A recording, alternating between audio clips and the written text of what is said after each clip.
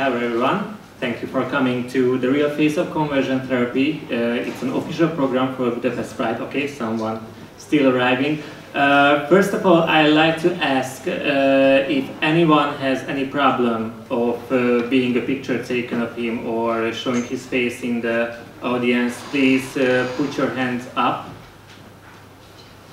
So no problem for everyone with that. Okay, that's great. And second of all, I'd like to kindly ask everybody to respect the house rules of Budapest Pride. So that means that we should respect each other, we should respect each other's opinion. If you have any question or if you have any opinion you want to share, you can do it at the end of the roundtable talk. So if you will have any question, just raise your hand at the end of the conversation. So, and thank you all for coming. There are several people here, and it's a really good feeling to see all these people, because this is a really important issue, and it's just getting more and more important every year, because there are always and still several problems about the conversion therapies that are taking place in Europe and also in Hungary. Here we are going to discuss a new research, 2022 Hungarian Conversion Therapy Research, sponsored by Foreign Commonwealth and Development Office. And we will share some results about this research. And now, please let me introduce you all these amazing people that are sitting next to me. First of all, Ellen Wilson, Bishop of Buckingham, member of the Research Advisory Board.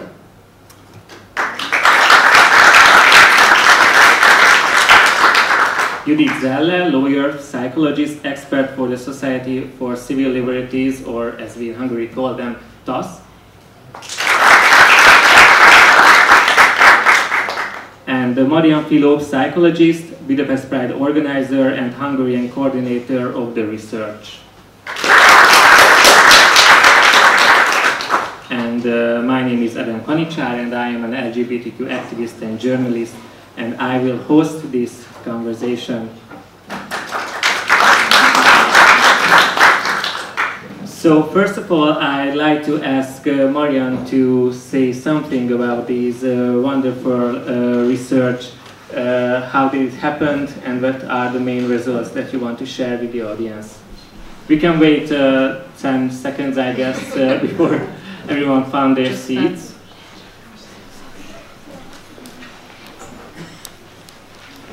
If somebody is sitting in the front, I want to tell again that pictures will be taken, so if anybody has any problem with that, please sit down in the back. Okay. Okay, thank you for the introduction. I think first we should talk about the definition of conversion therapy.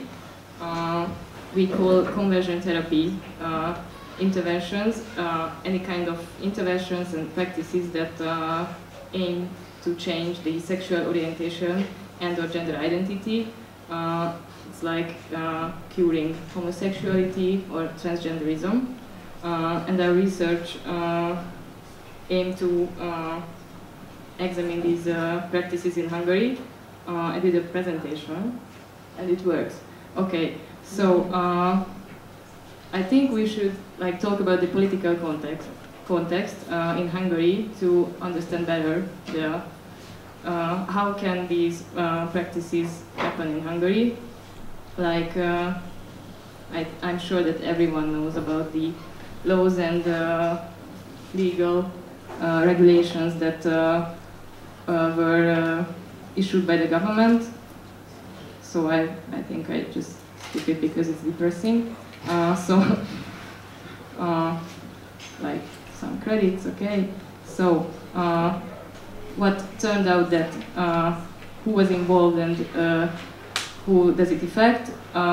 It turned out that children and young people at a critical age were the most were in the most dangerous situation because they were at a critical time in their emotional development and identity formation, and it can be said that they were forced, coerced, or trapped into undergoing conversion therapy. There is a question that anyone can go.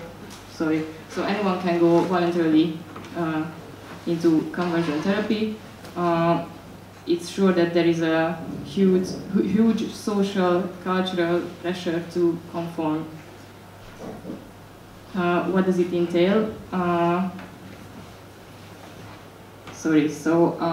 It turned out that known and trusted authority figures were involved, like religious leaders and clinical professionals, medical professionals as well, and they were the most likely to conduct these conversion therapy practices in Hungary. These should be like safe places, but it turned out that they weren't. And there were various forms. You should distinguish between the religious practices and the clinical interventions as well. There is a list in the report which you should take with you in the end of the discussion, and you can read all these forms and methods. So there is a question that why did people go through it? So I talked about the social and cultural pressure, but we should talk about the constant negative messaging as well that LGBT people experience. And there is a saying that the sexual orientation which is not heterosexual is an illness and it should be treated and cured. Also with the gender identity which is not cisgendered. So it's connected with feelings of shame and worthlessness, and there is a fear for the future and a pressure to conform, as I have mentioned. What impact does it have? I think it's not surprising that it turned out that conversion therapy didn't work. So I think there was one participant in the research who said that it worked, but it turned out that it only has just a short effectiveness, like for some period of time people can think that they are cured, but after that long-term trauma came out, and it had serious negative impact on their mental health and on their social relationships as well. Yeah, and the research methods were an online survey, and also I conducted 5 interviews, but I think it was enough about the research. Well, we will talk about the results of the research, because everything that you said, I have a question for it, so we will go through it really in details. Thank you very much. First of all, I like to ask questions about the processes during therapies like this, because we have seen tons of movies, we have read a lot of books about all these conversion therapies, and we have a picture about it in our heads, but we don't know surely what happens exactly in a therapy like that. And there are several types of therapy, as Mariann, you've said, there are clinical therapies, and there was a question in the research which was, what forms of conversion therapy did people undergo? And by the clinical conversion therapies, there was like individual psychotherapy, aversion therapy, medication. So what do we know? What are these processes? What happens in a conversion therapy like that? I think we should make a distinction between the religious kind of conversion therapies and between the psychological kinds. And I think the goal is the same, like to be heterosexual or cisgender, and the methods can vary. So, for example, in the research, there was the most common form of therapeutic and psychological or psychiatric conversion therapy intervention was like the individual psychological or psychiatric treatment, and it contained like behavioral conditioning, while psychiatrists had administered hypnotherapy, drug treatment, and even electroconvulsive therapy to one of the younger interviewees. And one of them described receiving behavioral conditioning by a pastoral psychologist in a religious setting as well. And over 2/3 of the participants reported verbal abuse and humiliation as a form that they had experienced. And the quarter cited isolation and physical deprivation as well. And in the religious settings, there were numerous forms of conversion therapy interventions, including deliverance and exorcism, prayer, faith healing, laying on of hands, and confessions of sin.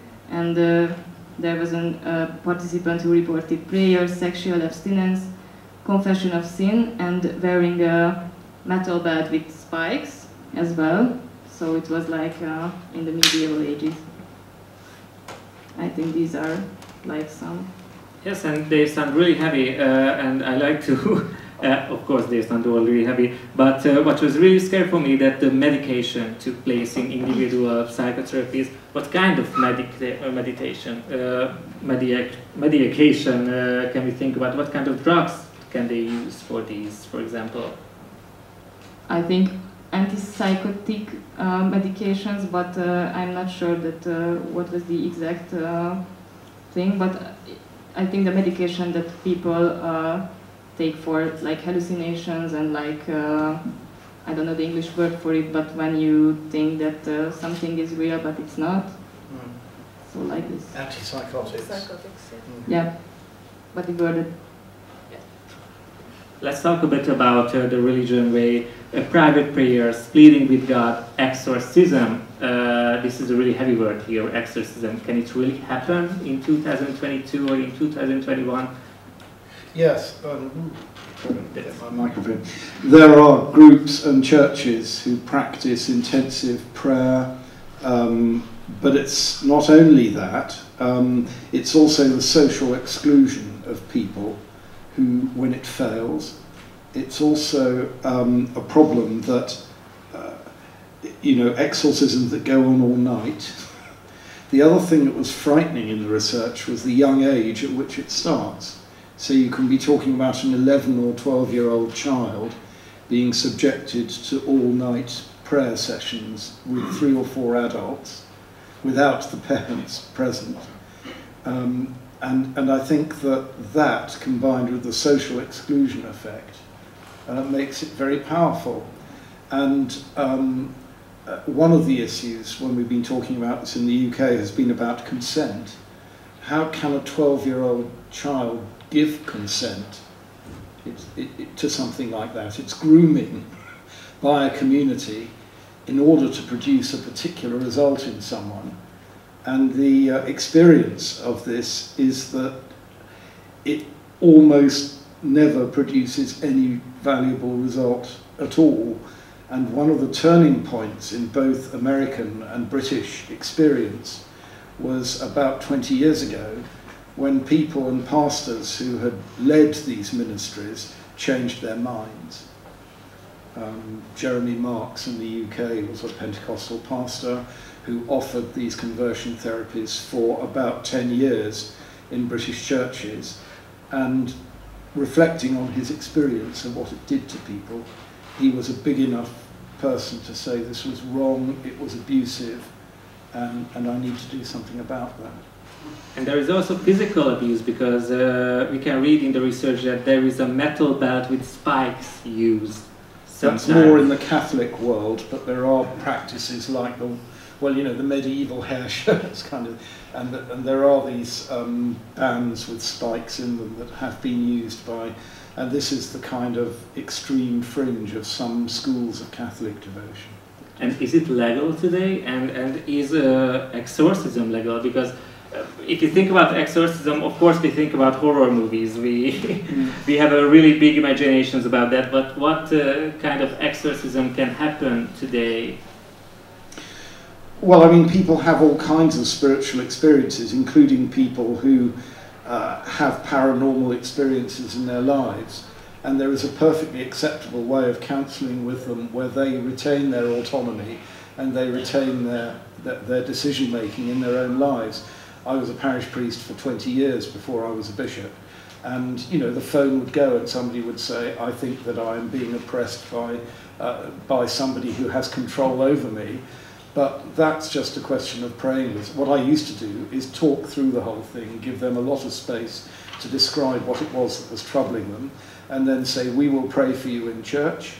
You can pray for it as well. Here is my phone number if something happens to you that really disturbs you. Apart from that, I'll come back in a fortnight and we'll have the same conversation all over again, and we'll see how you're getting on.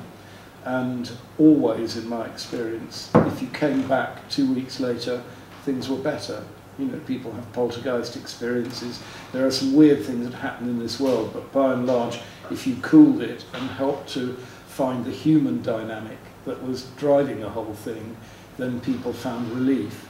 But if you turned up the emotional temperature and made people hysterical, then you made things worse. So it is legal to do these things, but I wouldn't recommend them at all on pastoral grounds. My only sense is that they are extremely destructive, and therefore in the Church of England, for example, there are provisions for what's called deliverance ministry, but all the it's very unusual, and they're always psychiatrically moderated, because if you take someone whose problem is psychiatric and spiritualize it into a lot of voodoo, you can do a lot of damage.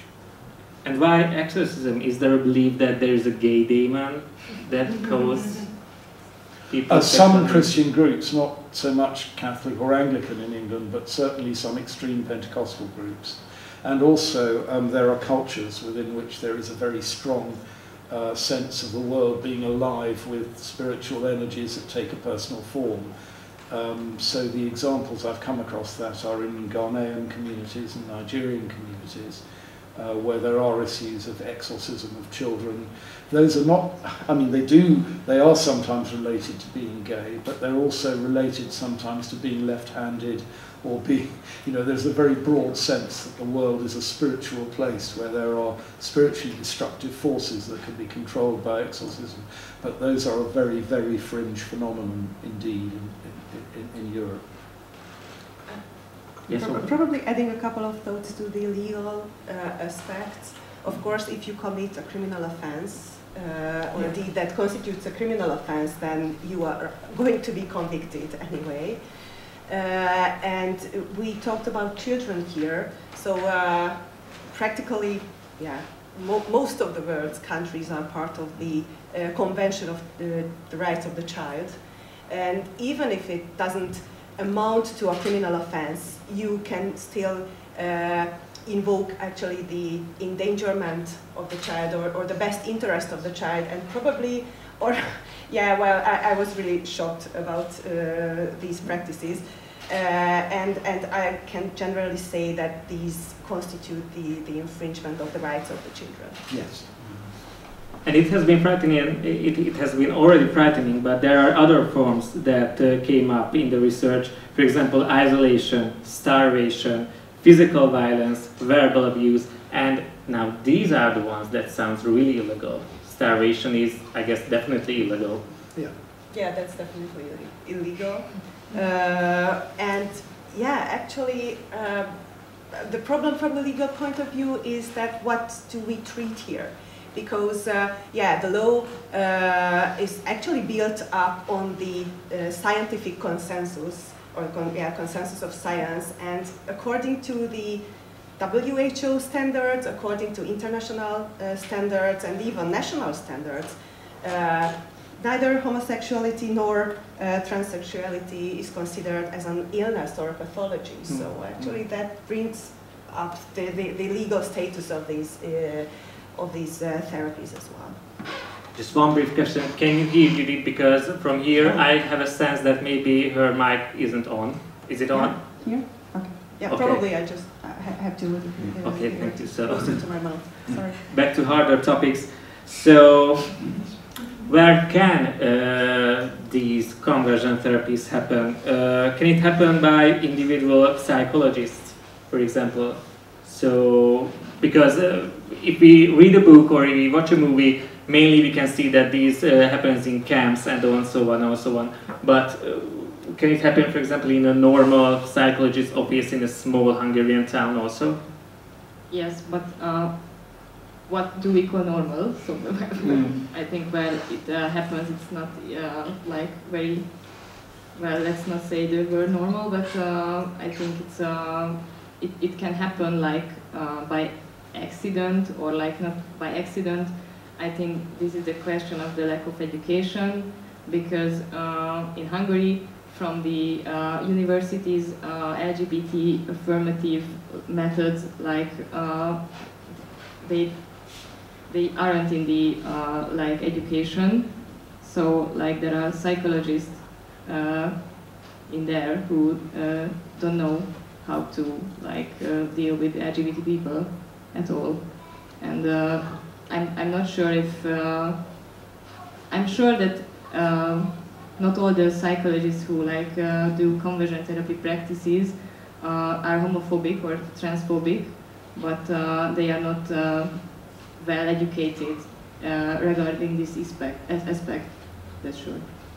And this is really scary because if we think about coming out, there is always a question. There are some, most of the ways, a question pop out from the parents that, okay, we will go to the doctor and you will be healed. And sometimes the teenagers think that, okay, you can bring me to a doctor, you can bring me to a specialist, but he or she will say that I'm normal and there's no problem with me. But then sometimes it's not the case. They just go to an ordinary psychologist and he or she can start the conversion therapy.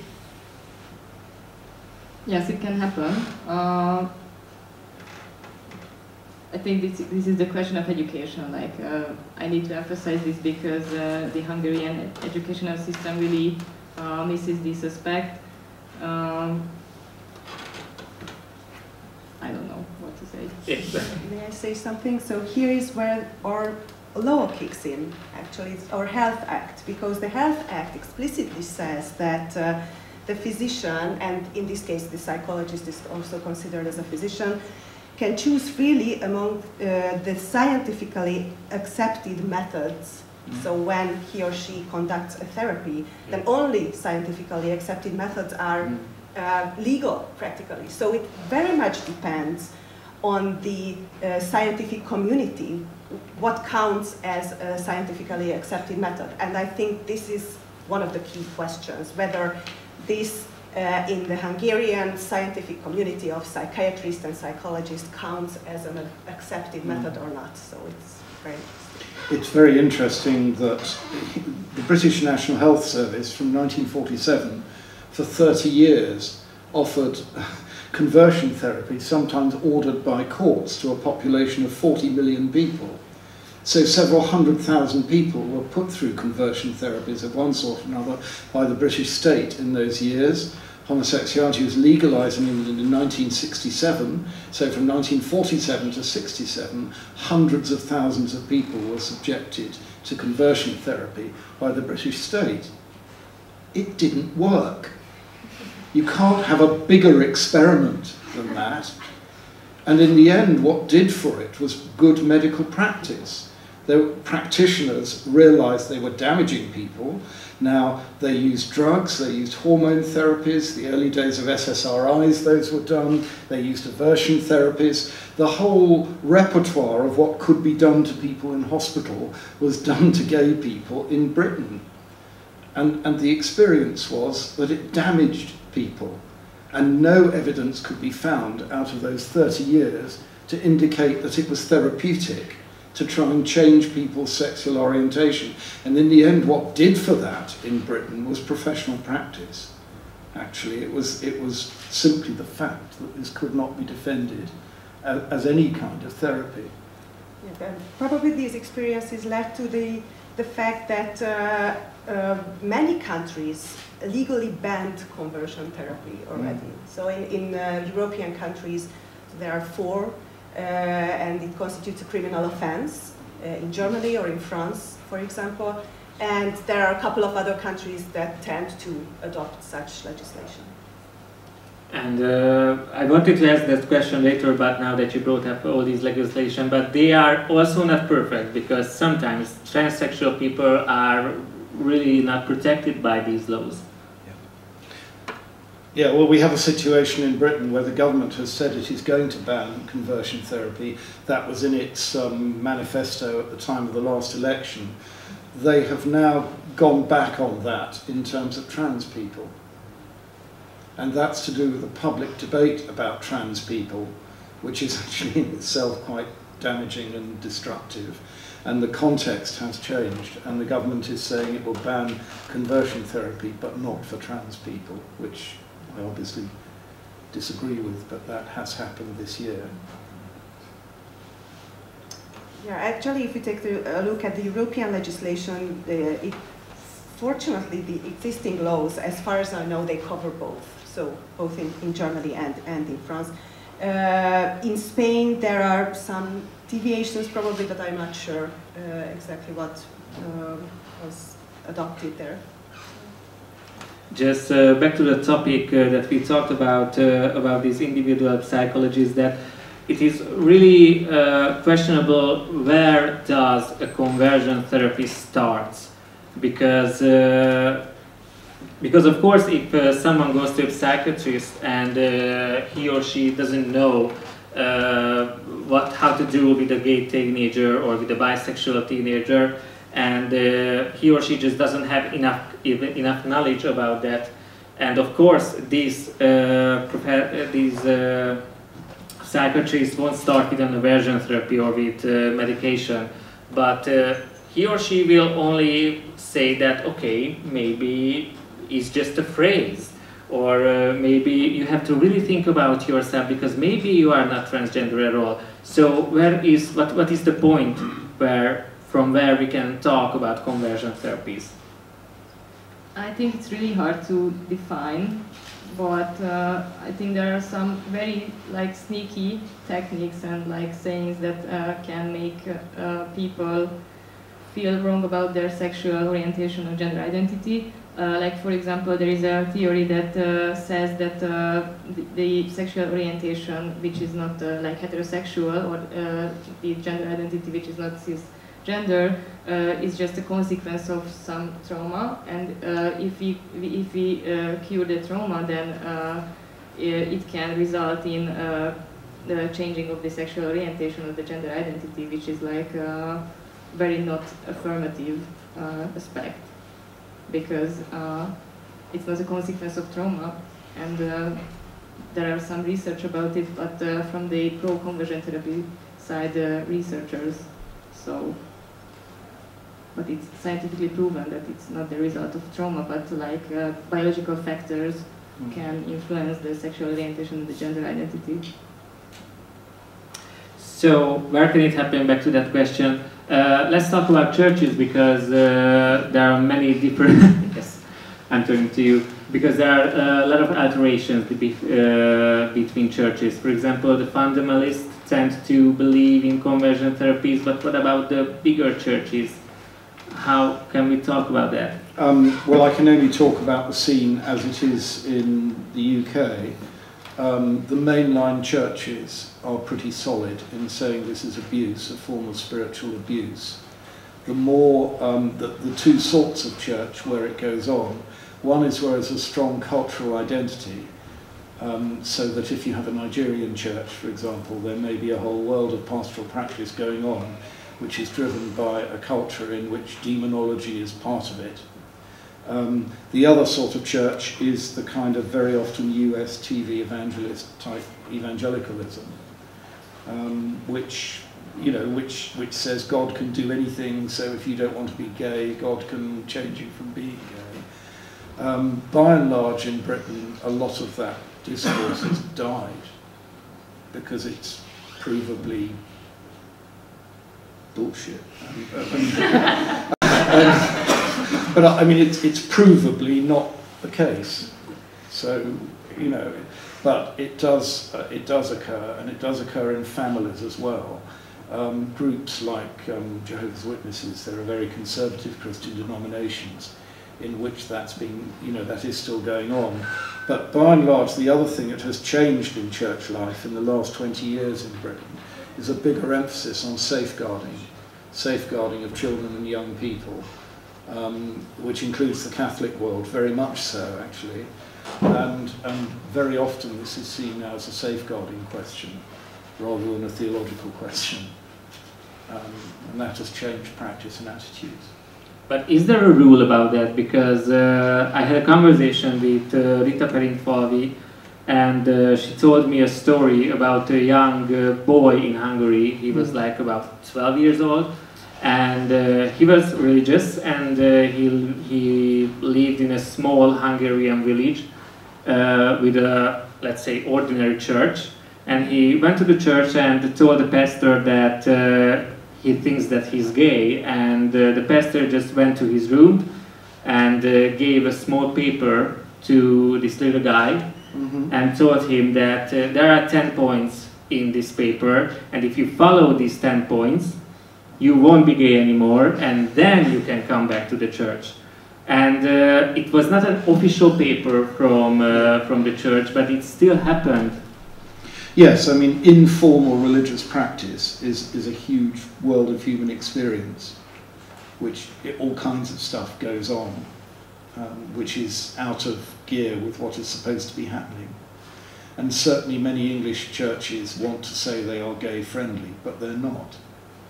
And it usually comes down to saying, if you are gay, we will not give you a leadership position. You can come to church, and then when you come to church and pray about it, you'll realise that God can change your life. There's a very grey area, actually, in terms of what people experience on the streets. But in theory, the major churches do not countenance conversion therapies. Well, we know that because, Orbán Viktor said that he's a really gay-friendly guy, and... Yeah. Well, the little word "not" is missing. And what about the organizations? Because there are several national organizations that are dealing with conversion therapies. Some of them gone bankrupt, some of them just disappeared, but there are still big worldwide systems about these therapies. Yes, there is an organization which called the International Federation for Therapeutic and Counseling Choice, and they are an international organization from, I think, the US, and they tend to hold their annual conferences in Budapest. Surprising. I think last year was the third time, and in their name there is the word choice. And this is their narrative, that they support LGBT people, but if someone chooses to live the gay life or don't want to transition out of their birth genders, then there is a way. And they say they don't force anything, just if you have like unwanted desires and feelings and attractions and behavior, then that can be treated. And they promise high-quality, professional, discrete support and scientifically grounded practices, and also a caring, non-judgmental environment. Yeah, I think we can imagine what can happen in these environments. And there was a really great question in the research about this topic. The question was, did those who went through conversion therapy freely choose to do so, or were they forced, coerced, or deceived by someone else? And 30% of the people said that someone forced me, and 25% said that it was their decision. And yes, my papers. So, and this is really shallow for me, that it was their decision, they choose to go, because I can really feel that before they choose to go, there was a big amount of pressure on them. What do we know about this pressure? What do we know about the homophobia in the community and in the religious community? Well, everybody can talk about homophobia. It's the place to talk about homophobia. Yes, I think there's a whole language, isn't there, about homophobia. I mean, gay people aren't gay people. They're people who experience same-sex attraction. That's the American. So, you know, I'm not black. I just experience different skin pigmentation. It's kind of crazy stuff. There's a whole language around it which kind of sanitizes something which is actually quite abusive and makes it look like something which it isn't. And that's all part of getting people in, really. And I think that, you know, there is a lot of homophobia in society. I think from a legal point of view, when I see a lot of the US material, of course there is a fundamental difference between Europe and the US in terms of human rights. And that is that in the US, individual rights are established by individual cases, like Roe v. Wade gives women the right to control over their own bodies, until it doesn't, because somebody changes Roe v. Wade. But in Europe, we have a Convention of Human Rights, which applies all rights to all cases, but only proportionately and in relation to each other. So you can't say, because I am religious, this is a kind of hall pass to do crazy stuff to people. And that's why in Britain there have been bans in recent years on, for example, female genital mutilation or forced marriages, which may be religious practices and people may do them from a religious motive, but they are held to violate the basic rights of the people who are forced through them, to the extent that that overrides the right of people to manifest their own religion by doing them. You know, marrying their daughters off at 11 to someone they've never met who lives the far side of the world is just so wrong. And I think it's a matter in Europe of balancing rights proportionately and in relation to one another. But in the US scene, people talk about religious freedom as a kind of absolute thing. If it's religious, then I can do anything I like because God told me to do it. And you know, that's a different way of approaching how you do human rights. Yeah, and I really would like to continue here because I think lots of human rights are included here. So first of all, the principle of non-discrimination. Okay, so you just treat someone in a special way because of his or her sexual orientation or gender identity. Okay, so this may amount to an infringement of the non-discrimination principle. Then we have I have already mentioned the rights of the child, okay, so, or the best interest of the child, but there is, of course, the right to health as well, and actually the right to health, or there are some rights which can be, yeah, so they are part of the right to health, and this is the right to sexual and reproductive health, or your protection of your interest in sexual and reproductive matters. And this also includes your sexual orientation or protection of your sexual orientation and gender identity.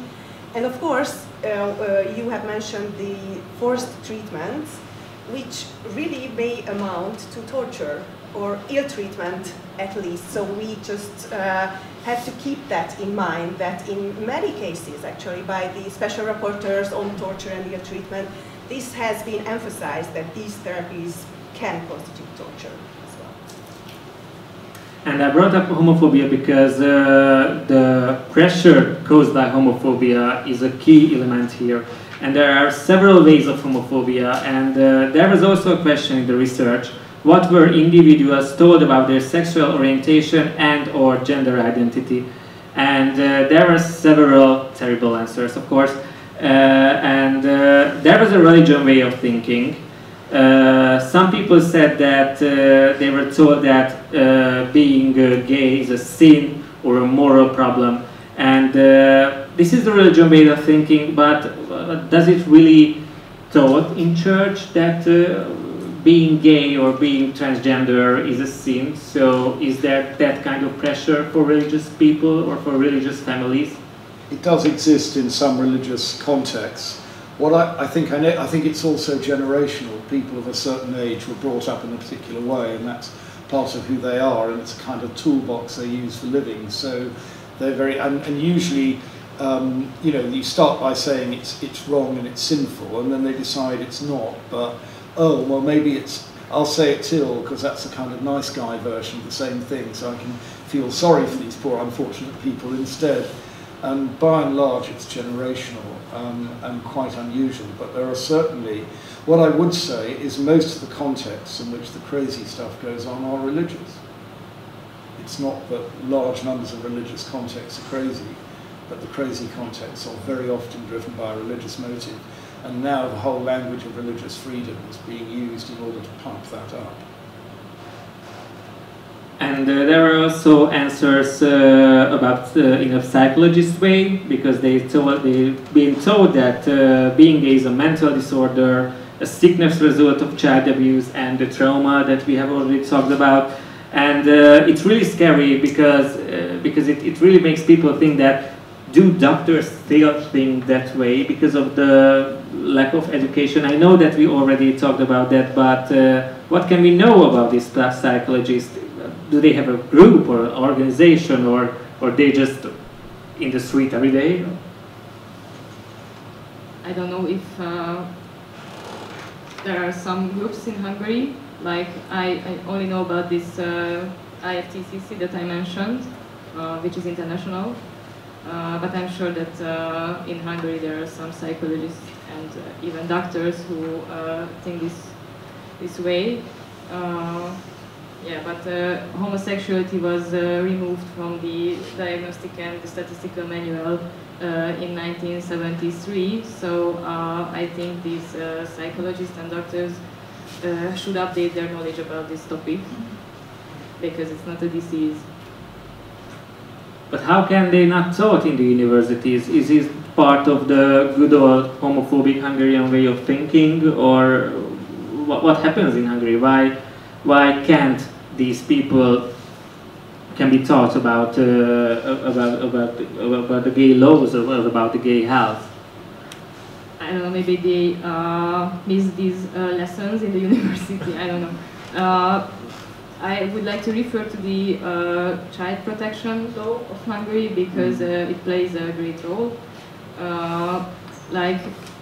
Of course, we know that it banned the media representation of LGBT topics, and the education in schools, that people cannot talk about LGBT topics in schools. And I think this really fuels this way of thinking that can make a good environment for conversion therapy practices. Because try to imagine that if a child or young people experience that there are some sexual orientations and gender identities that you cannot talk about, then what happens if you happen to have them? Like, if you are gay and there is this common knowledge that you cannot talk about being gay, and there are no information and education about it, then try to imagine what happens in their head. Like, what can they go through in this phase when their identity is forming and their emotional development is in still the process of formation. May I add? Yes, of course. That on the contrary, in Germany, for example, in the law banning conversion therapy, there is also a phrase where it says that the state shall provide adequate information on conversation therapies, and actually on these sexual and sexual issues, gender identity issues, and so on. So it's explicitly a task of the state, and it's accepted as a task of the state to provide adequate information to young people as well, of course, so adequately or adopted to the certain age of the person. And in Hungary we ban this information. Yeah. Magical.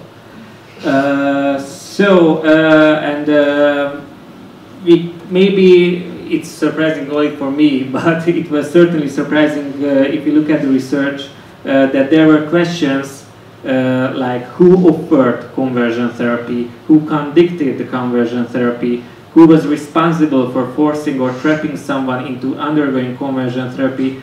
And of course, first of all, we would always think that parents do that, but not only parents do that. Who offered conversion therapy? Psychiatrists, almost 40%. Who conducted the conversion therapy? Psychiatrists, almost 40% also. So these are really huge numbers. So there are not just one or two psychologists in Hungary who really believe in conversion therapies.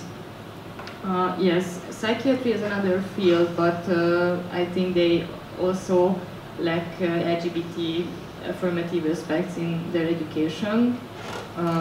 So this way it can surely happen that psychiatrists were... I guess it was also psychologists and psychologists, so both of them were in the answers. Yes. Sorry, it didn't get any better, isn't it? But now let's talk about the parents, because they also play a big part in the conversion therapies. Who offered conversion therapy? Parents are on the second place with more than 30%. Who conducted the conversion therapy? Parents with more than 25%. And let's stop with by this question: what can a parent do as a conversion therapy? It was really surprising for me that a parent can do a conversion therapy at home. I think they can bring their child to like pro-conversion therapy psychologists, but of course they can harm their children, sadly, at home by saying like homophobic and transphobic things as well. And in a way, when you are told that you are not normal, you should be treated, it's a phase, then it can like has an effect of like conversion therapy. Like you can be traumatized, and you should like deal with these homophobic and transphobic things, and it can have the result of like conversion therapy practices, I think. So it's verbal abuse by the parents. How legal is that? Well, this can also amount to child endangerment, I think. So if the child's mental state is endangered, for example, that's very similar to the concept. So you have very similar consequences to a physical abuse, actually. So this can be reported to the Child Protection Services. The Child Protection Service shall intervene in these cases. So I think it's quite clear that they have to take a look at the environment, and if the child is not protected, then he or she shall be protected against the parents as well, or may be protected against the parents as well. Let's talk about parents more, because it's really interesting how can we think about parents. So if parents took their child to a psychologist, is it a really interesting question that what should we do with the parents? The parents should be told that, okay, you have to accept your child. And in that way, the parent is not always to be blamed, because he or she, the father or the mother, only needs some information. So in that way, in the psychologist's way, how can we think about the parent's role in the conversion therapies? I think that would be the ideal way that you described, that the psychologist should like talk to the parents about education, about LGBT topics, and about accepting their child. And like I think that should be the ideal way, but often it doesn't happen. So like sadly it doesn't happen, and I think the parents have rights to know what happens during a psychotherapy session when we talk about minors, but I think often it doesn't happen yet. What can a child do in that case? For example, if they took the child to a psychologist and there's a conversation therapy is ongoing, or he or she just heard that, okay, you are not normal, you need to be cleansed or something like that. can that child go to anywhere in Hungary? Of course, but it's a very difficult issue, I think. Not only in these cases, but in cases in general, in cases of child abuse in general. So, of course, there are adults around the child. There is usually a teacher, a doctor, in some cases a nurse or something. And of course, the child can approach or could approach these adult figures, but not in connection with conversion therapy, but in connection with child abuse in general. There is an experience that children don't do this very often, because the parent is a very clear authority figure, and it's very, very difficult to step up against the parent if there is no other supportive adult in the surrounding of the child. But yeah, of course, the child can go directly to the child protection center as well. But I think that a child, even I don't know, even a bigger child or an older child needs some support from peers or from another adult. Yes, I mean, in English law there's a principle called the paramountcy principle, that in all proceedings involving children, it is the rights and the well-being of the child that come first. So if, for example, a parent is a recreational drug user, they can't enforce that on their children just because they are a parent. And I think that what actually happens often is keeping children safe in education, which is the government document for child protection in schools. And that's often where these incidents come to light, because children talk among themselves, and then that comes to the teacher's attention, and the teacher has a duty to report onto the child protection authorities. Doesn't always happen, but that's the kind of route, and the school would probably be the most likely place that the paramountcy principle will kick in. But also when families break up, there is a principle that every decision that's taken the overriding interest is the well-being of the child, not the desires of the parents.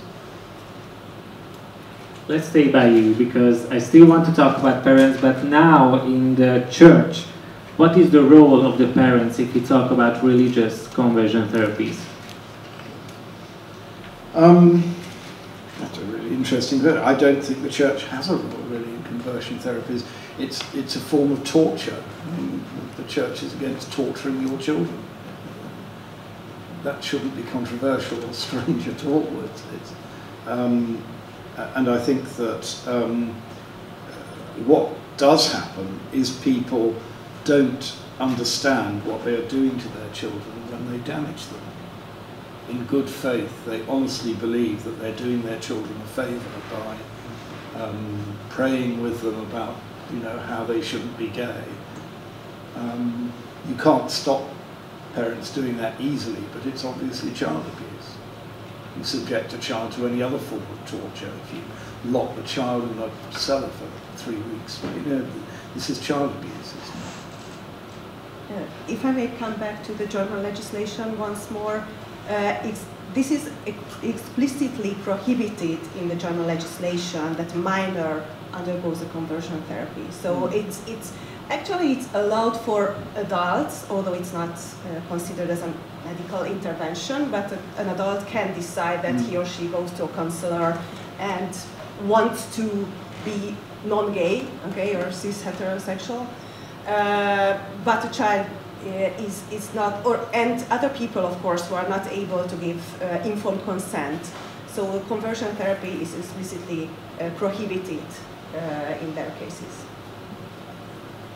And back to the parents again, sorry. It's a really interesting topic, because we already talked that if a parents go to a psychologist, the psychologist can educate the parents and can say that, okay, you have to accept your child because there's no problem with your child. But what happens in the church? Can a priest say that there's no problem with your child, the God will accept your child? Does it happen, or is it more difficult by the church to have the parents to accept? Well, it depends on the church. I mean, if the church is a Pentecostal mega-church in America that broadcasts into people's homes and people drink the Kool-Aid and think that's how they want to live their lives, then there's nothing on earth that can prevent the parent from being consistent that way. But I mean, normally speaking, if the parent were to say, I am taking my child to the minister in the church in order to have them prayed for and exorcised from a gay demon, that would be regarded as a child protection question, which is actionable. Because it is, it's torture, the law does not sanction parents' rights in an absolute way to do anything they want to their kids. I think it is difficult for parents because some evangelical churches teach a sense of what they teach about gayness is a weird form of Freudianism, really, that it's kind of the parents' fault. You know, in the 1950s, they used to say in England and America that, you know, if you have a distant father and a powerful mother, then you will grow up gay. I mean, this is crazy. Well, you know, I've used the word already. It comes under the same theological term as I used a while ago. But it's because you can find millions of people who had strong mothers and distant fathers who aren't gay. It's kind of, actually, you don't need a lab to prove this stuff, that it's nonsense. And I think, therefore, for parents, it's very difficult for them to face, if they believe honestly that their child is saying they're gay and it's their fault because they're bad parents, you know, it's very difficult for them to be realistic and loving to their children. And I think that's why very often the place these things will be picked up is probably school rather than church or home.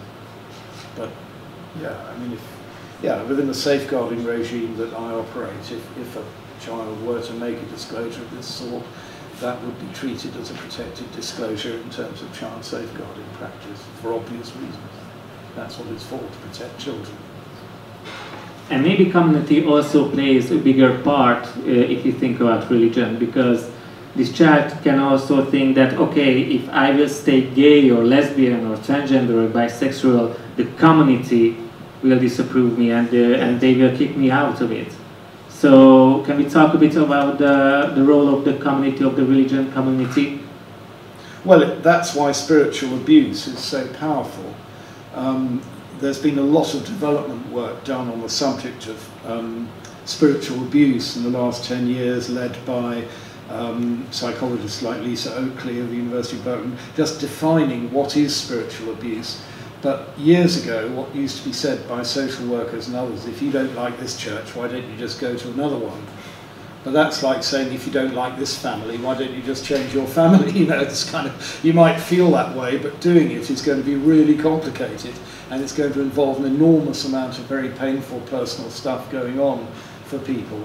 So I think, therefore, communities have to take some risk, they have to respect the power of the effect they have on the human beings they impact, including those who are their members.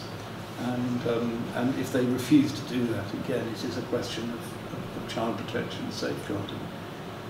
If your community is toxic, and this is having a bad effect on your life, then if you have not the ability to consent to it, which by and large you don't, if you're a child, then it's a slam dunk. There's no question that it's a safeguarding question.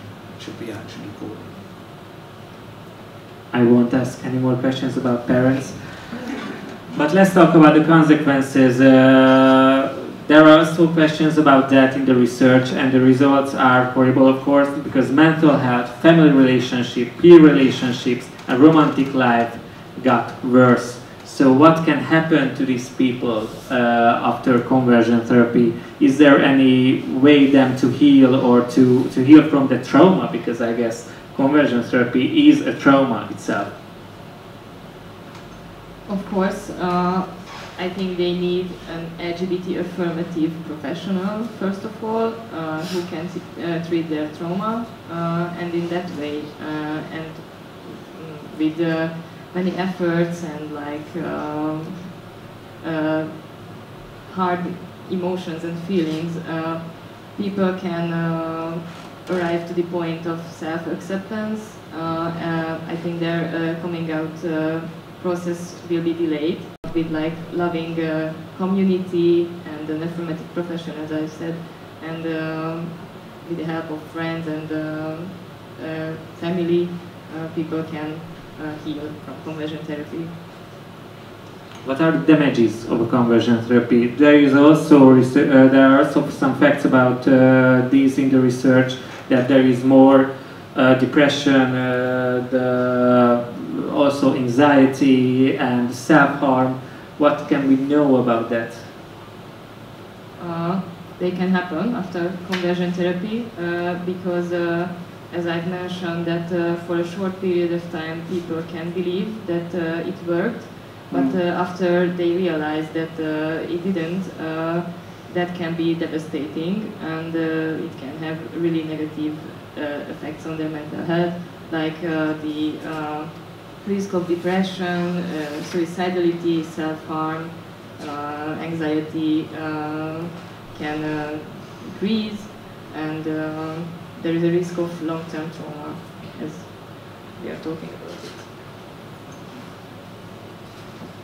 So they can reach out to specialists who can help them in healing. But what happened in the religion way? You already told that, okay, you can go to another church, but it's not that easy. No. But sometimes this is the only way, isn't it? To find a new church, to find a new religious community, because I guess we have talked about traumas and we have talked about mental illnesses and mental hygienic problems. But if someone is religious, there is also a big danger of losing the way to God or to lose your religion. What can we know about this? I'm a bishop, so I'm allowed to quote Jesus Christ. Jesus Christ said, "You know it by its fruits. You don't get thorns from grapes, and you don't get grapes from thorns. If your religion is destructive, then I would say you need to do something about that. And you know it by its fruit. If the fruit is bitter and toxic, then you need to respond to that reality." Okay, but what is that response? What can they do? Well, it depends on their circumstances, but I would say that that there is a need not just to say, what you mustn't do is put the whole thing in two compartments and say, well, that's religious world, in which case this stuff doesn't matter, but in the real world it does matter, because that way it will just go on forever. There is no way out of that, as a way of thinking about it. But I would say that most humanitarian religions, mainline religions, are supposed to be good for you. And if your religion is bad for you, poisoning you, then I think you can't just carry on as though nothing were happening. And, you know, it's very difficult for people, but I think ultimately they need to make decisions about their lives. And of course, their capacity to do that depends on the context and the family and their relationships and all kinds of stuff. But I don't think you can just ignore it and hope it will go away, or it's just a theological problem. So if you've got the theology right, then it will all come right. I don't believe that ever happens. And how does the big church think about that? Because with conversion therapies, they must know that there is a big chance of losing people from the church, or losing people's religions. Well, I think in all matters affecting LGBT people and the church, I'm amazed so many people stay, actually. Given the way that the experiences that they have in churches, including churches which profess to not be fundamentalist, and they have really bad experiences, and there is some instinct within them which leads them to try and sort it out and stay. Now, I admire that. I mean, I've always said, you know, if the church is wrong, then don't threaten to walk out. Threaten not to walk out. You know, see what they do with that. You know, they'll probably find that harder to handle, actually. But having said that, we are talking about really deep damage in people, and no, people's religion shouldn't harm them. Of course, it shouldn't. And now let's talk about what should be done against the conversion therapies. There are some recommendations in the research, and I want to talk a bit about them. There is the Global Interfaith Commission on LGBTQ+ lives, safeguarding principles. What are these principles that should be incorporated for example, into domestic child care legislation? How can we help children, for example, and how the law should be changed? Well, actually, there's a European trend, and there were already some resolutions and recommendations by the European Union that these therapies should be banned, at least in the case of minors. And of course, there is an international context. I have already mentioned that there is a really, what Moni also mentioned, that there is a scientific consensus actually that these are not considered as diseases or as pathologies anymore. So we have to adapt our legislation to this opinion or this consensus. And this means that conversation therapies should be banned because they are not scientifically proven as an effective medical practice. And they should be banned at least in the case of minors, because there you just cannot invoke your right to privacy. Okay, if you're an adult, you can, or we can debate on that further, whether you can or not. But if you are a child or a person without the ability to consent, then it should be banned. Really. Let's debate briefly on that, because we have been talking about children a lot for more than 1 hour now. So slowly, time for your questions, I promise. But what about adults? Because in the research, if we have a look at the people who participated in, some of them are not children, some of them are adults. How can we protect adults in the European Union or in Hungary?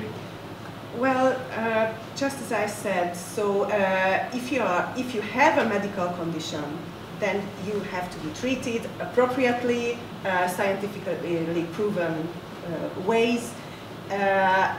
First question is whether you have a medical condition or not. Okay, and I think it's quite clear that people who have a different, I don't know, identity or orientation sexually, they just don't have a medical condition. Okay, but we can discuss this also further. Yeah, I think that's the answer. Thank you. And what can the church do? Well, I think some of it is about the church understanding more the impact that being in the church has on people in the church. And the Global Interfaith Commission worked with senior leaders from many world faiths, actually not just Christianity. We had Muslims from 2 or 3 schools of Islam. We had an Orthodox rabbi in New York. It's across the board to find some principles which would enable people to do better in religious organizations. A principle of empowerment, that we believe in the value of human beings, of a duty to prevent damage to people, a duty to have a sense of proportionality, that we have for a very long time got this wrong, and to protect people and to work in partnership with those of goodwill, but also to embrace the sense that religious leaders need to be accountable the same as anyone else. And I think there is a world of difference. My colleague Rosie there and I have done a lot of work with survivors of abuse in church, not only gay people, but children who've been abused and women who've been sexually abused in church. And there is a world of difference between the priest who says, I'm accountable to God, not you, and the priest who says, I'm accountable to God through you. These are different concepts, and we think there needs to be a reframing in terms of accountability, because without that, this just goes on in the attitudes that have led. Well, it depends on the political leaders and on the context. So one day. What happened? I know, of course, a lot of us know about the Hungarian situation, but how does the Hungarian situation stop the conversion therapies? The knowledge about the conversion therapies. That's a really good question. I think I can emphasize again the education that should be done regarding LGBT topics in schools, with the parents, with even professionals in medical and psychology context as well, that could stop, I think, these conversion therapy practices and also a political change.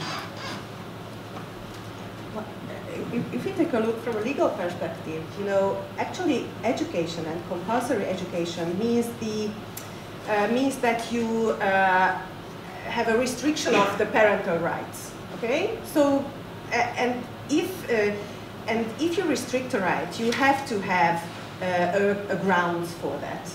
Okay, and an appropriate ground for that is that you provide appropriate education for that child, and this encompasses education on the matters of life, of the world, okay, which really includes sexual orientation and gender identity, okay?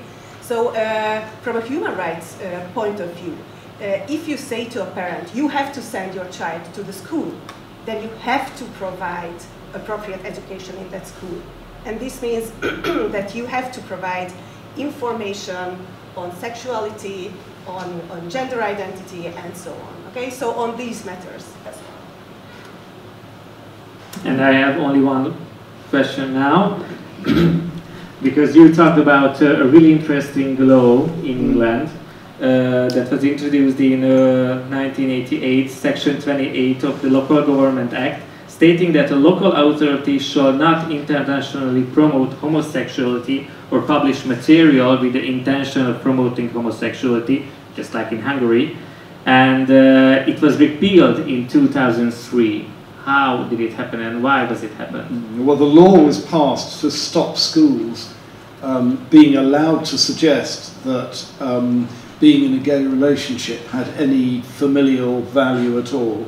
And it talked about a pretended family relationship, and if the school, and it laid the duty on local authorities not to do this. Now, there were various problems with the legislation. It was passed at the height of the AIDS crisis, and it came in at a time when the government had to do something about AIDS, and this was their idea of what to do about AIDS. I have to say it's a law that was never used. No prosecution was ever mounted under this act in over 20 years. And that in itself is quite telling, really, as to how good this particular bit of legislation was. I mean, there are all sorts of theories of why people are gay. You know, is it something to do with genetic mutations? Is it something to do with early experience? Is it to do with epigenetic reality? There are all kinds of really interesting. Learning it from your geography teacher is not a recognised cause of people being gay. And that's why having a law saying that schools weren't allowed to teach people how to be gay didn't stop anybody from being gay. It's like saying, you must not have sheep's bladders at midday because you'll cause an earthquake. But because earthquakes aren't caused by sheep's bladders, the law was never used. It was a stupid law that was designed as what you might call a kind of marquee law. It was to make people in right-wing newspapers think the government was doing something, even though there was nothing to be done. And I think I would say those kinds of laws which are passed to make a point, but which don't actually work. When we were working on criminalisation in the Caribbean, people said, you'd say, what's so good about criminalising gay people? And they'd say, well, it's not, it's a horrible thing to do. So we'd say, well, why do you not repeal the law? And they'd say, oh, well, the best thing about it is we never use it. So what kind of a law is that? And then you drill into that and they'd say, well, it's a marker, it's a moral marker. It means that our legal system is moral and it's great. And the best thing is that we never actually apply the law. So I say a law you never apply and never can apply is a lousy piece of law. And it changed because social attitudes changed. At the time that law was changed, The British government does a thing called British Social Attitudes every year. It surveys a representative sample of the population for their social attitudes. In 1987, when that Local Government Act was passed, over 50% of people disapproved of homosexuality. That figure now is 22%. And I think the whole social context in which it made any sense simply melted like snow.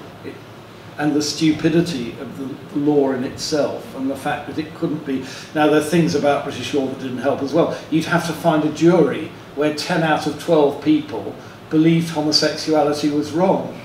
How would you do that, even in a population where half the population think homosexuality is wrong, let alone one where 22% of the population feel there's anything wrong? But I mean, it did show that the whole attempt to use education as a weapon against gay people, it was very threatening at the time, but it was stupid and it didn't work, because people don't become gay to do their teachers a favour. And that's an amazing kind of scientific insight. So at a time that you have politicians playing with this stuff, all I would say is that it is very unlikely, as far as I can see, that they can produce workable law out of it. But yeah, it's more or less symbolic. Symbolic. Although it has been used as well, but I have to ask other legal experts. Thank you very much. So now it's your time to ask questions. So if anybody has question, okay, there's one hand. He was the first with the question, because you raised your hand like 15 minutes ago. I remember that. So if anybody has a question, please come forward and I will pass you the mic and you can ask a question. So, but I remembered all the hands, so everybody will have their chance. Okay, it doesn't. Nice. Yeah, so my question, I think, it all boils down to one question towards the bishop, if I may. Mm-hmm. And you have been telling us a story about the two totally different attitudes of the priests, of two imaginative priests. One of thinking that he's only accountable to God, and the other parishioner is thinking that he's only accountable to God through his parish, or her parish. Yes, or people. Yeah, through the people. And my question is, how did this journey happen? Because I tend to think that in mainline churches, the first and foremost importance came to protecting the sheep, protecting the people. Yes. Through this transition of thinking that people are more important than certain theological things. So if you would... yeah, well, I would say there is a theological principle that people matter. And that's actually a theological principle. Yeah, I don't think we have that in Eastern Europe. So if you can't get that one right, then you haven't actually passed go in terms of, certainly in terms of the Christian, love your neighbour as yourself. And I think one of the great engines of change that I've experienced in my lifetime is that when I was a boy 50 years ago, there was shame about talking about being gay or what was involved that paralysed people and made it impossible for people to articulate what was going on inside them. And it's only about 20, 30 years ago that it began to change, and you got to a place where everybody had a family where they knew somebody who was gay. And when you stop talking about gay people as being this kind of imaginary group of nasty people that you've got to do something to or sort out, or a problem, and you actually put a face and a name to the people you're talking about, homophobia does really badly that way. People are very happy to say big stuff about gay people in principle, but if you say, well, your son, your daughter, it's a different question, isn't it? And therefore, I think the refusal to just take yourself at other people's valuation, and the refusal to allow shame to silence people, has been the most powerful engine of change in over the last 50 years that I've experienced, because it makes the gay issue that we used to talk about, is actually we're talking about gay people, and people will be less judgmental and more open when they actually put a face and a name to what they're talking about than they will when they're sounding off on God TV or something, which is cheap. Thank you very much. The next one is the lady in the blue, and after the boy in the brown. I'm a lady, that's all.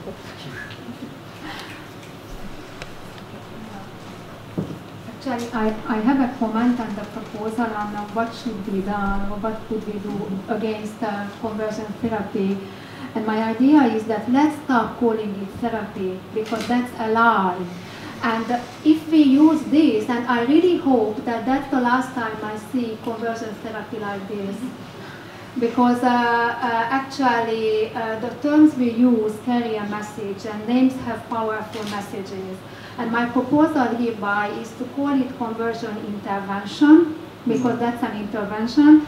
And for the time being, it is still used by the other half of the world. We can add for clarity conversion intervention, then in parentheses conversion in quotation mark therapy.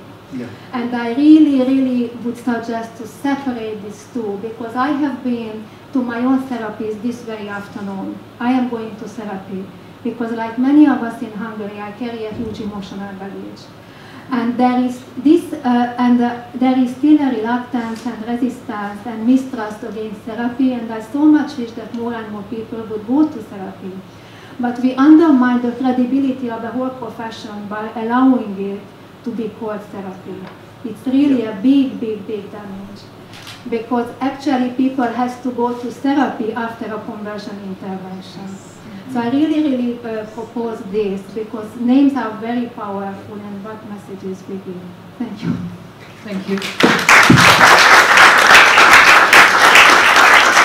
Yes, if you had a restaurant and you looked at the menu in the restaurant and the first course was cyanide, it's probably a pretty crappy restaurant. It may not be a restaurant at all. And calling it a restaurant rather than a kind of poisoner's workshop, I think the power of language is really important. Is anyone who wants to add something to that? Okay, so the boy in brown. And yes, after. Hi, thank you. The boy in brown, João Tsekeres from the Media and Housing Committee. I'm also a lawyer. And first, I'd just like to share a thought that occurred to me during this workshop, which was that I work primarily with asylum-seeking children. And I was wondering if a child came up to me who is here in Hungary seeking asylum and said that he or she had to flee from their country because the family subjected them to conversion therapy, and the society and the child protection system designed to protect them from ill treatment and abuse and torture under Article 3 of the European Convention on Human Rights. I was thinking that I would have a very good cause to convince my colleagues, some of whom are present here today, that we should take up that case and that child should be granted asylum. And through this thinking, it's really staggering to imagine how the whole prohibition of torture comes into this question. But I had a question for Alan in mind, actually, who mentioned that the prohibition of conversion intervention was up to debate in the United Kingdom, and the trans people are not included in it by the UK government. And I was wondering whether you could, share with us the public debate going around that, including the legislative debate and the arguments of the government proposing this exclusive ban for their justification of not including trans people. I think it's a political question. It's a matter of gestures, and it is without a doubt that a government in the UK that said it was going to come after gay people wouldn't last 5 minutes.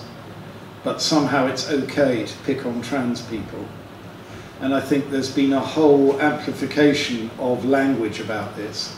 From a church point of view, it's amazing, because in 1997, there was a trans priest in the Bristol diocese, the Reverend Carol Stone, who died last year,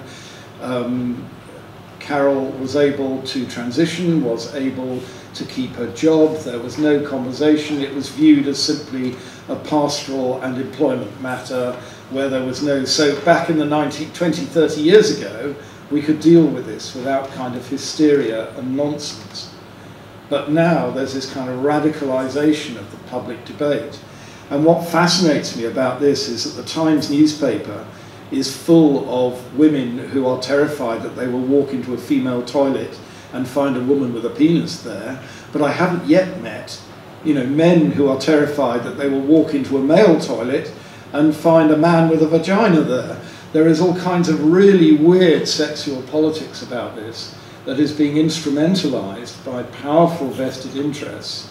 And I think that, to be honest, our glorious leader in Britain right now just does... You remember the old joke about Alexander III when he was the Tsar? Who were the two most powerful people in Russia? Alexander III and the last person he talked to, you know? And because that is a way that we do politics and it goes on all over the world, I think what happened was that the government put a ban on conversion interventions into its political manifesto, so it has to do it. There was then a backlash in the right-wing press, and they had to do something. So this memo was leaked to the Daily Mirror from Downing Street, where he was saying, well, let's just forget about this conversion therapy thing then, really, let's not do it. And then there was a riot, actually. Loads of people said, that's absolute nonsense. He said you'd do it, get on with it. So kind of trans people became the kind of, you know, like when the ship is being chased by a whale, you sort of throw a tub out the back. You know, you sort of throw the trans people under the bus, and nobody will notice because nobody likes them anyway, really. They're all English, so they just pretend that they do. You know, and I think that was really the politics of that glorious little thing. So I would not want to compromise on the reality that trans rights are human rights. So, because you're talking about a human being, not the cat or something. So trans rights are human rights, and you can't pick off one group of people and apply the law in completely different ways to them. I think the issue over the conversion bans in England has been about definitions. But again, say the government of Queensland in Australia has come out with really good legislation, which does actually provide a very clear definition. So they couldn't hide behind that one anymore. And I think the trans people were just thrown under the bus as a kind of political expedient. Yes?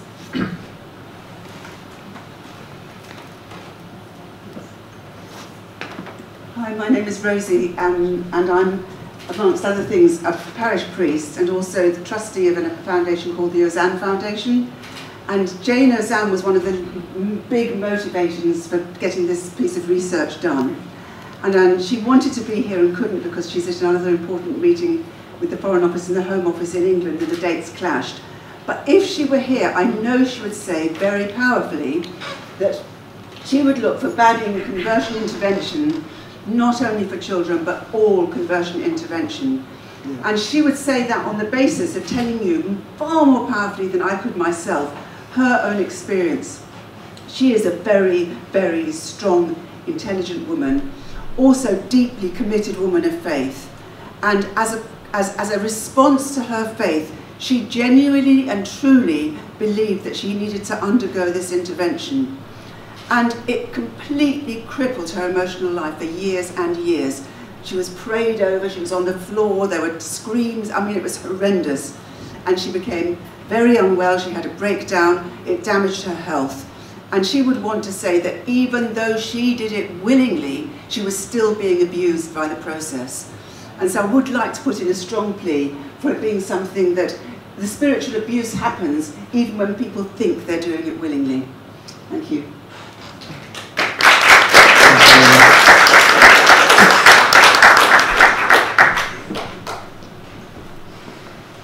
Thank you. I would have two questions. The first one to the Hungarian panelists.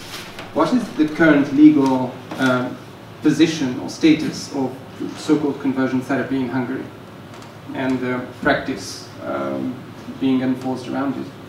And the other question, my lord, isn't it a threatening, wouldn't it be a threatening precedent for the religious communities if the state were to put its foot down regarding principally religiously based practice in the name of scientific truth?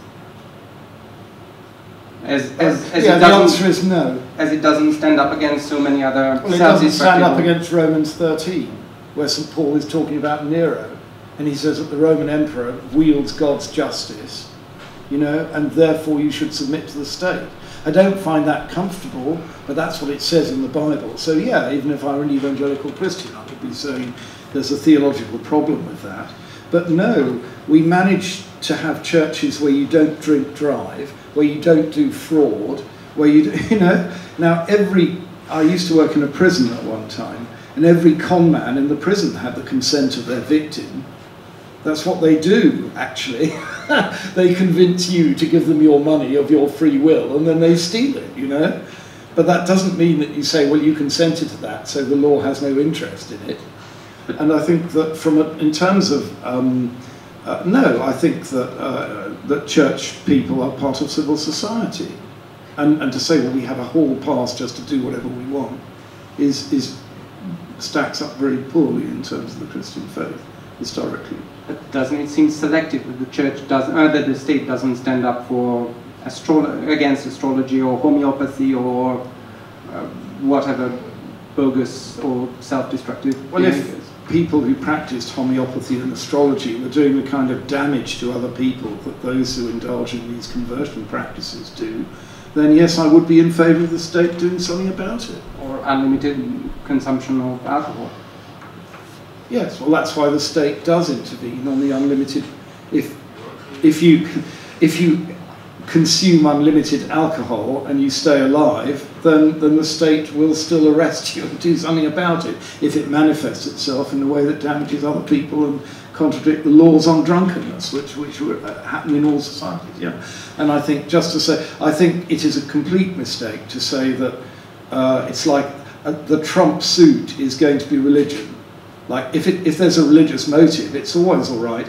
As I said earlier, there are practices which have been cracked down on in the UK, forced marriage being one, female genital mutilation being another, where the motivation is religious. But frankly, that does not justify destroying another person's life. I mean, I may decide I want to suffer and be like Jesus, but if I decide I'm going to make you suffer and be like Jesus, that's a different question legally. So no, my simple answer would be no. Thank you very much. And we had one question here. Sorry, but the legal situation... Oh, sorry, okay, you just passed me back the mic, so... There is no legal situation we could talk about, so there is not any... There's no ban? Yeah. Well, I would be really curious what would happen in a trial. So if this intervention would be trialed at court, then I would say that an expert should give an expert opinion, and if it's proven that it's not a scientific method that can be applied in the healthcare system, then it would be a medical malpractice. Thank you. Thank you. So no other questions? I mean, I meant to him, sorry. But now it's your turn, and after yours.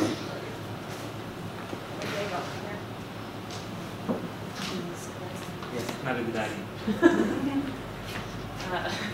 So yeah, I'm not going to ask about conversion intervention. I have to get myself used to it. But yeah, very cool, thanks. But about the law that you talked about in the UK, about using education against LGBT topics, or like not allowing LGBT topics, because as you might know, we have a similar law here in Hungary, and you said that it didn't work, and obviously we believe that it doesn't work because there are not going to be any less gay or LGBT people in society because of the law. But I was curious because I was a little bit hopeful to hear that it was like it ended. I think what we have in Hungary is the chilling effect of the law. Yes. That people, even though there is no really actual institution behind the law, people are scared to talk about it, and Yes. there is a huge mental impact on children who are not allowed to talk about it and who are in these positions of not recognizing themselves in the world and they are in. So how did that happen in the UK? Was there a chilling effect? Do you know? Because I understand that it didn't work, but what was the process of it? Because you did mention that it was scary at the time, but what, I don't know, what it feels like is I think many of us are in the same situation that you were at the time, and many of us might be hopeful that this ends. I think it was gesture politics. It was an attempt to say they were doing something about AIDS, and really it was as simple as that, and it failed because it couldn't gain traction in the real world, because it was hypothecated on the theory that being gay was something that you kind of acquired at school if you, the whole idea behind it was simply not factual, and therefore there was no way it could be applied. But I think the other thing I'd want to say about children and the protection of children is, of course, in England there is an established church, and about a third of the schools in the country are Church of England or Catholic churches. And I just want to say that we have done some thinking. A document like Valuing All God's Children from 2019, which was guidance for Church of England schools on the need to challenge homophobic, biphobic and transphobic bullying.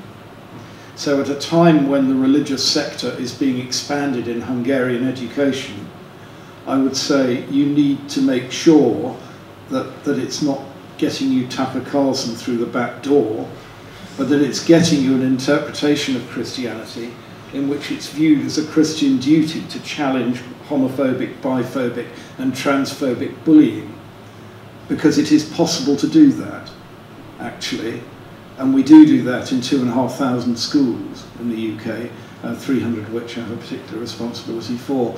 So the fact that the Hungarian state is moving into education is not the end of the matter, it's the beginning of the matter, and there is good practice in mainline churches which would actually prevent that being what it may be some of your politicians intend it to be, which is a way of kind of doing homophobic, biphobic and transphobic bullying on people's taxes, and enforcing it on their children in school. It doesn't have to be like that.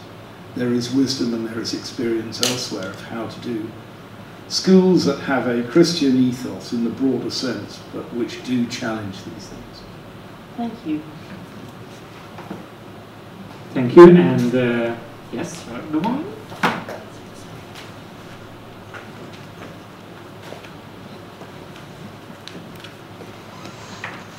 I know that during the Hungarian panelist, I believe you were saying that, like, one way possibly around conversion therapy would be to have it be established as law in the European Union. If this is something that is forbidden and it's banned, realistically, how likely would it be that governments in Eastern Europe, including Hungary, would ultimately follow EU standards, or how could those be enforced on a nation that might not be willing to cooperate with them? I don't think it's likely at the moment, actually. So there has been a Polish issue. So Poland has been, there have been some issues in Poland because the Polish church actually proposed that conversion therapy should be the mainstream of treating LGBT issues. So I think that's more or less our Middle Eastern European world. So can you come forward, please?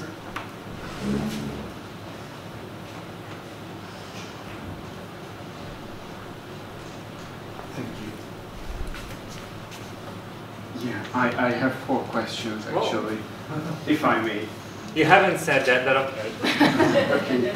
And the first one is that I have read through the report, and I wasn't sure about how recent our data are, because it seemed to me that with the narrative respondents, so the ones who gave interviews, and over about 50% of the respondents in any case had their therapy or intervention experience more than 5 years past. And if there is any change that we know of these methods, like you said, that they are becoming more sneaky and sophisticated, and if that could be covered legally, so not actual physical abuse, but more like the, I don't know, it's your choice and you should just go through it and be happy, sort of thing. That's the first one. Should I say the others? No. Okay. Well, but can you hold the mic closer to your mouth next? Yeah, probably. From a legal point of view, I think it depends on the definition, and there are different definitions of conversion therapies in the different legal systems. Yeah, so you have to find a definition where everything is covered. Also, not these that don't not amount to physical abuse, and of course, it should be more than purely banishing physical abuse, because physical abuse is banished by the criminal code already. Okay, so that doesn't change anything. So yeah, you have to find a proper definition, I think. Do you know anything about the current practices, or? I don't, and that means that they are sneaky, I guess. Yeah, the interview participants had their conversion intervention experiences some years ago, and like one of them had the experience more than 10 years ago, I guess. But I think conversion practices are happening right now and nowadays as well. Right, thank you. And then back to the definition again, that if parents are doing it, can it come under the heading of therapy at all, or is that another legal category again? Yeah, that's another legal category, but for example in Canada, any practice, so they somehow define it in a, so they don't just define it in the healthcare setting or in the religious setting, okay, but they say that any type of conversion practice is banned in general, okay, so whoever does it, it doesn't matter. Even if you're a parent, you are not allowed to do it. Great, thank you. And another thing that, again from the report, it seems that, well, we told a lot about how the churches are involved or how religion is involved in conversion therapy, but from the report I gained that less than half of the people's experience was actually religiously motivated, which, I mean, that's even worse, I guess, because then it seems that secular, theoretically well-trained professionals also recommend that, despite their non-religious attachment. And what do we say, or what do we know about that other 50%? And do we have any data on those, or how we can convince those people to stop doing it? That's a really great question. Education. That's my basic answer, because the lack of education on LGBT issues are really strong thing in this topic. Okay, thank you. And finally, one to Bishop Ellen, that you called the British experiment the greatest experiment in the topic. Well, I think it is, with over several 100,000 people. But is there a scientific review that can actually be cited that, you know, reviewed the whole process and gives a comprehensive picture about it? Not that I know of, but there are one or two very interesting books by people who were working in the health service in the 50s and 60s, reviewing the things that they did. But not in a science, nobody's done some across-the-board study. But I think there was Liverpool, was a guy in Liverpool who did a study of, he started as a male nurse in a British hospital in 1949, and he worked in the system until 1990. And his book is a review of the different practices that went on in the hospital in the light of what has subsequently turned out to be scientific evidence. I don't know of anybody suggesting that it worked, and obviously there are some really famous examples of it not working. Alan Turing, the computer scientist, driven to suicide by the British government in 1952 because a court had forced him to have drug therapy to try and prevent him being gay. That there are very well-known instances, but I don't know of anybody who's looked at the whole thing across the board. So Guy Liverpool, and the title is? I would have to look it up. If you were to email me, I'll ping you over. Thank you very much. Yeah. Google me and email me, and I'll send back an Amazon link or whatever. Thanks. Thank you very much. So we only have one question. We only have time for one question. Sorry, but not any. Okay, you're the lucky one.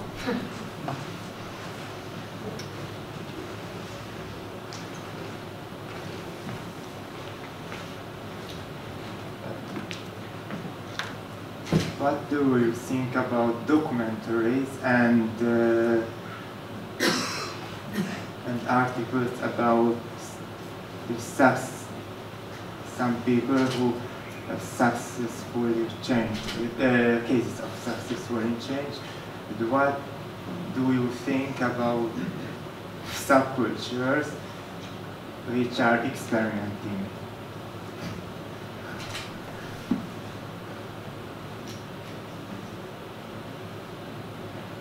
Okay, so someone should answer the question. So what do we think about the articles and about the movies, books, or any kind of medium that talk about people who think that conversion interventions were successful for them? That's what you want to ask.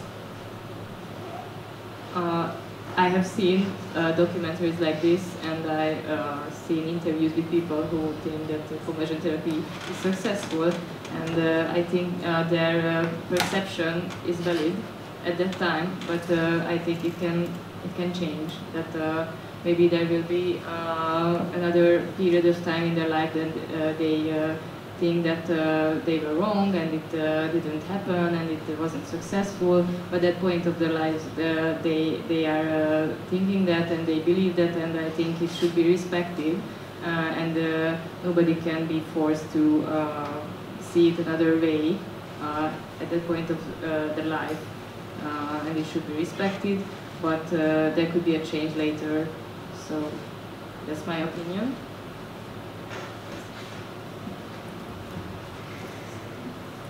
We have one.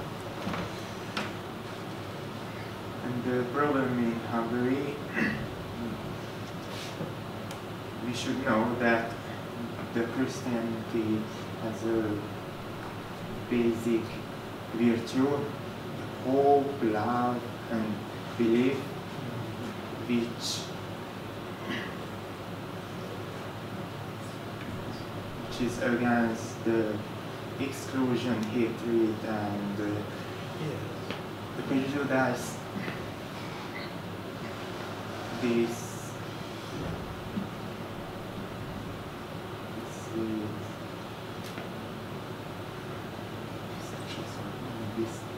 Szerintem magyarul is kérdezheted, és akkor lefordítjuk. Jó, hogy biztosan mutatja, hogy semmilyen társadalmi csoportának nincs. És ennek ellenére néhány civil szervezet azt mutatja, mint hogyha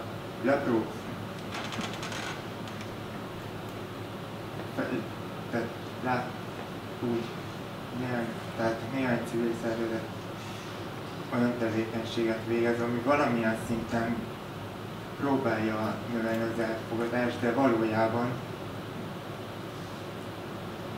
némelyiknél előfordul rejtve ilyen ideológiai, vallási jellegű úszítás, és ez egy nagy probléma az országban, és az a törvény, amiről szó volt, az azért valamilyen szinten ezzel ellen vég. Úgymond az előnye legalább. Okay, ezt lefordítjuk. Thank you.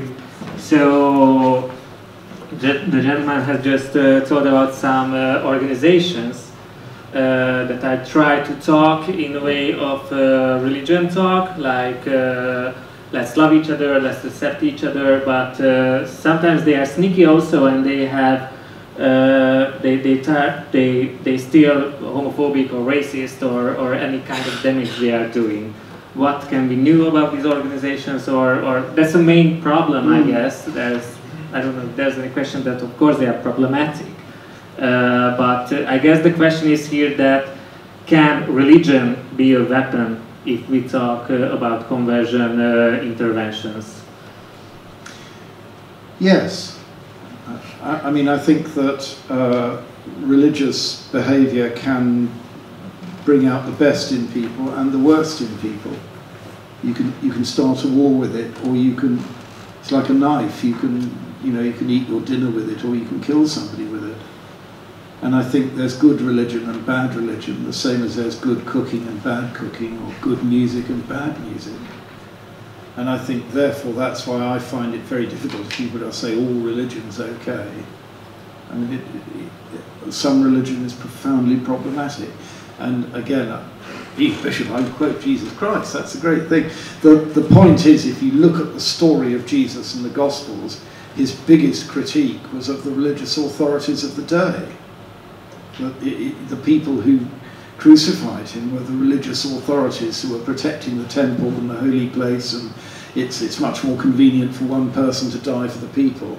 And those patterns of destructive religious behaviour reproduce themselves in every age. So I would say that if you are a religious person, you need to be critical in the sense about your religion. What effect does it have on you? Does it make you a more compassionate, loving, giving person? You know, you talked about faith, hope and love. Does it deal with your cynicism? Does it give you some framework that makes you a better person for the future? Does it help you to love people? And if it's having a toxic effect on you, then I think you have to be willing to reframe the way you think of these things. Because ultimately, for me, my religion is about following Jesus Christ, not keeping an institution going or giving it political power or something like that. And you know it by its results, you know it by its fruit. And I think that's a really important thing. So I'm very suspicious of people who just say religious rights mean that anything anybody does because they're religious must be okay. I just think that's a very superficial way of understanding religion. Thank you very much, and thank you for all your questions, and thank you for you attending and for all the marvelous things that you said and that we have learned. And thank you for the new word, conversion intervention. I guess we should use it in the future altogether. So thank you everybody for coming. There are some information I still want to share with you. Outside you can buy merchandise for Budapest Pride. With that you can support Budapest Pride, so we can celebrate Pride this year and next year. There are also some copies of the results of the research that can be brought home freely, of course. So if you are interested in the topic, just come here, pick yourself a copy, and learn more about these terrible things that we call conversion interventions. Yeah. So thank you again. I guess these three people and everybody who's been in that research should have a big round of applause.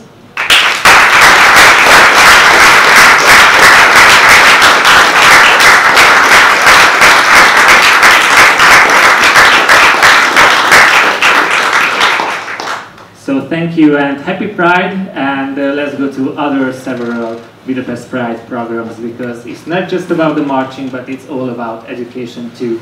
Thank you and good night.